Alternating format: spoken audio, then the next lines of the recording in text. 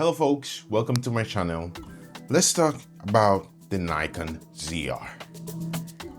Finally, Nikon has landed his first RED integration in their own cameras after purchasing the company about a couple of years ago. And this camera might be the most interesting camera that has been created, let's say lately, okay? But at the same time, with the weirdest like things that you can ever put in a camera that you are calling cinema camera, right? And before we get into it, I'm going to divide this like on pros and cons, and let's just touch into this little conversation about the FX3, right? This camera is definitely not an FX3 killer. Let's just close the conversation there. We all know at this point, because there has been a ton of videos that have been put out there in the last week after the massive, amazing week that it has been, with new amazing gear coming around. So let's get into the videos and what my pros are. So for sure, the back screen. This new amazing back screen that Nikon has put out there, it's mind-blowing. So it's a freaking 4-inch monitor, up to 1000 nits of brightness. Okay, so it's basically a black magic monitor, 1 inch less, but almost there. And it's fully touchscreen, which it basically something that they had to do to to basically make you forget the fact that this camera does not have many buttons, right? As a cinema camera, that's a pretty weird thing, but it is what it is. The monitor, it's amazing. This is the first amazing camera to actually land 32-bit float internally. You will say, no, Lumix was the first camera to do that. And I'll say, yes, but this one, you can do it through the 3mm port. So basically, everything you do through that 3mm port will be a 32-bit float audio. So that is amazing. You don't need to use the hot shoe to be able to do that, and you don't need any integration of anything else. So that means from now on, use whatever mic you want through that port, and you will somehow be almost saved. Okay, because yes, it can still clip. If you are really in a super exaggerated situation, it can still clip. So this is really good that you are able to do that, right? So 32-bit float to the 3mm port. And sensor. The sensor is the amazing 24 partially stacked sensor that we see on the Z6, which there are some drawbacks because of that. And the same partially stacked sensor that we see on the Lumix, which Nikon still didn't manage to improve that sensor as much as Lumix did, because the dynamic range still gonna get a big hit like the Z6 Mark III, but for some reason they are not able to manage to do as good as Lumix managed to do their dynamic range. For some reason, I don't know what is the reason, but that's what it is. And the next thing is the thing that I think the people were most excited about, which this ZR finally landed the R3D RAW. Let me repeat it. The R3D Red RAW is finally inside a, let's say, kind of a mirrorless slash vlogging style camera, and it's amazing. It is basically amazing because we finally get to use, or whoever we use it, I don't think this camera is for me, but you will finally get to use and get to try the Red workflow inside the camera that cost a fraction of the cameras that is in the same category as this camera is, right? So the only drawback is that this get a hit of 2-bit less than, you know, the Red camera. So this is going to be a 12-bit RAW, not a 16-bit RAW. But is that bad? No, you will get just a little dynamic range dynamic range hit, but for the rest, it's still going to be a Red workflow. So that is an amazing thing, and I really cannot wait to see it in people's hand, to just understand how exciting and how it is, right? The fact, and there is another thing that people have not really talked about, or I think nobody on the internet has actually talked about this, but the ZR actually comes with an OLPF filter. So you will not have any issue with moire anymore, which is quite exciting. You will have a little bit of hit on sharpness, but this camera is a cinema camera, so your image is the priority, and having a little bit that softer look and a little bit cleaner image is what you're going for. So this is amazing, and I'm actually pretty interested in looking into it, right? And in that RAW format, you can get 4K RAW up to 100 frames per second or 120 frames per second, depending where you are, and you will get 240 frames per second in HD in RAW. So that is an amazing thing. The next thing is the cooling system that they used. So this camera has a passive cooling, not an active cooling.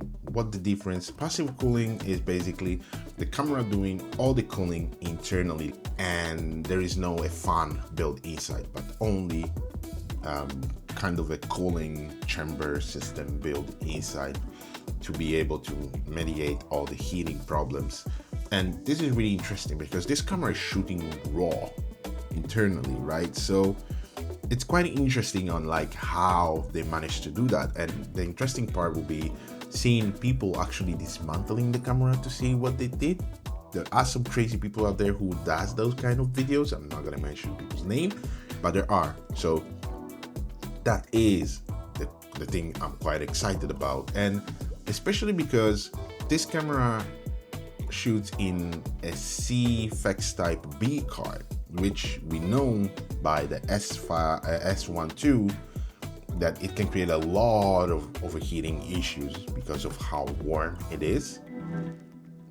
But we will see when people will get this camera in their hands, because now it's only creators, so we know there are some biases and stuff like that. So let's wait and see before we talk a lot about that. But as for now, for what we have seen by Gerald London and other videographers out there or DPs, this camera seems to not overheat. So that is an amazing start.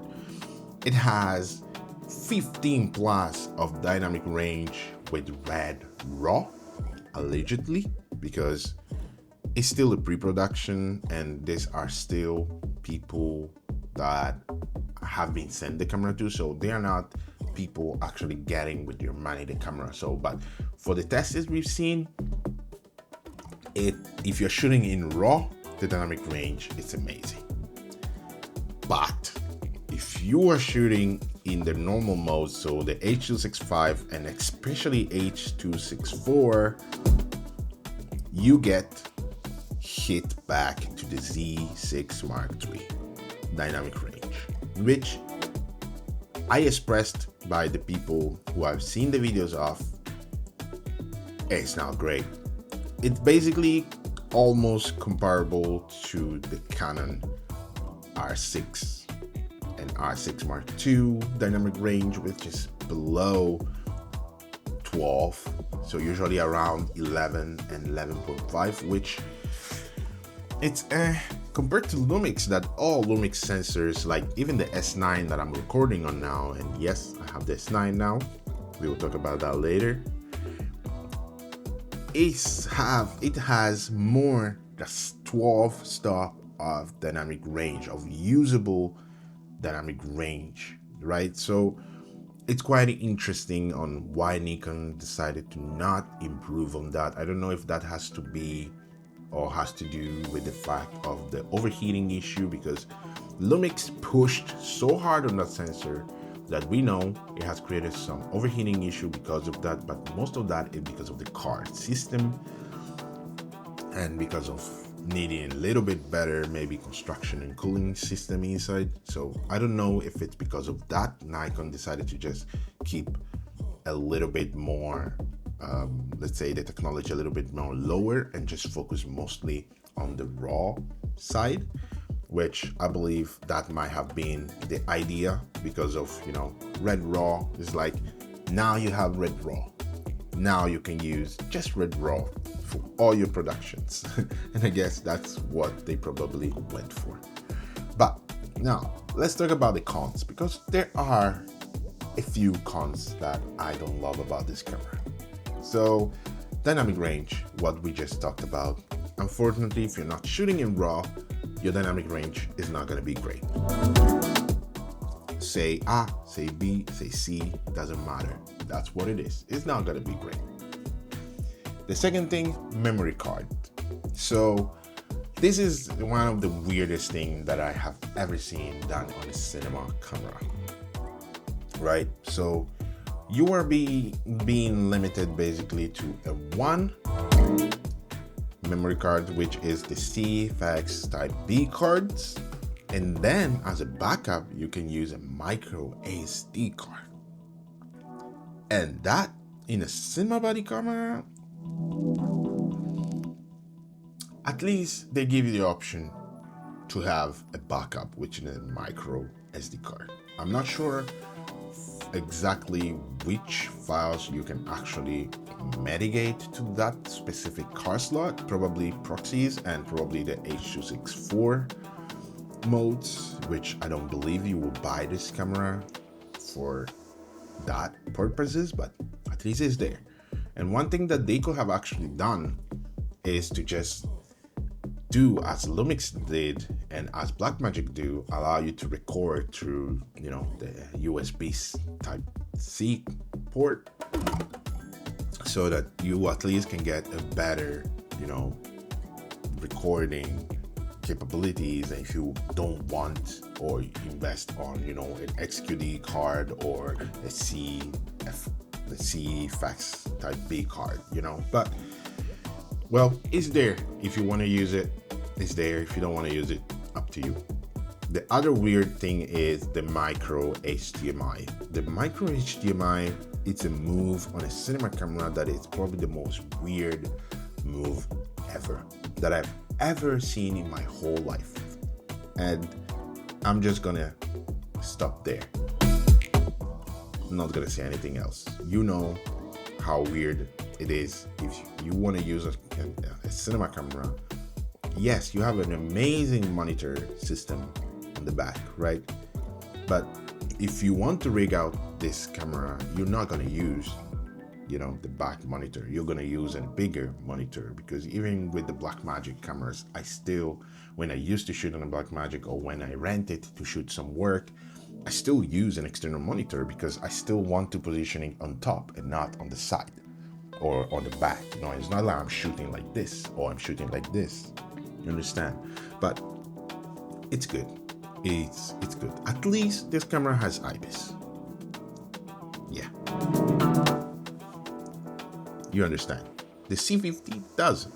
So whatever. The next thing is this camera doesn't come with a proper monitoring tools like traffic light, for example, that you will find on on RED cameras, which are some of the best monitoring tools, and you don't have false color either. But I believe you have waveforms because I saw it, I think, on the Z6 Mark III being used. So yeah, the lack of buttons is the last but not the least con for me, just because I love buttons options on my camera. Like, even I think the S9 has even more buttons than the ZR. And the S9, we know it's lacking a lot of buttons, but you kind of get your around it through a lot of customizations that you can do, and it's pretty cool in that aspect. So yeah, this is, I think, one of the most interesting cameras that has been put around there, especially not in the sense of like what we already have as for now, but especially for what Nikon can actually do in the future. Because there is a Z9 Mark II and a Z8 Mark II that can come out at any point, right? And they own RED, so they can actually just create a Z, a newer version, of a RED camera, with just combining both worlds and both technologies. So the things that Nikon can actually do right now are endless. Like, Nikon basically from now on are able to experiment and create some unique stuff and unique things that we haven't seen a camera company doing as for now, right? Because the acquisition with RED kind of brought Nikon on the map even more after the release of the Z9 and the Z8, of course. And the craziest thing about this camera is the price, because this camera is basically priced as the Lumix S5 Mark II X launching price. So $2,199, I believe, dollars.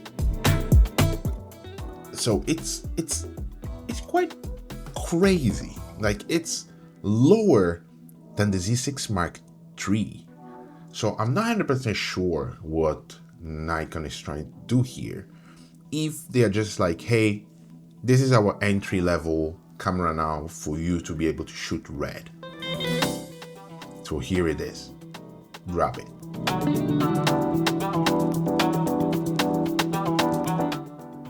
Well done, Nikon. This is an interesting way of doing things, and I'm pretty sure you're gonna do even great in the future. And I'm actually contemplating, since now I'm contemplating on switching my whole system around, if Nikon could actually be the new or the next step, because there are a lot of changes I'm going to do in the next months in my life, and that is, we are relocating in a different part of the world. But we will talk about that in the next or in another video. Take good care of yourself, and take care of yourself mentally, spiritually, and physically. Much love. Thank you for the support, and I'm going to see you in the next one.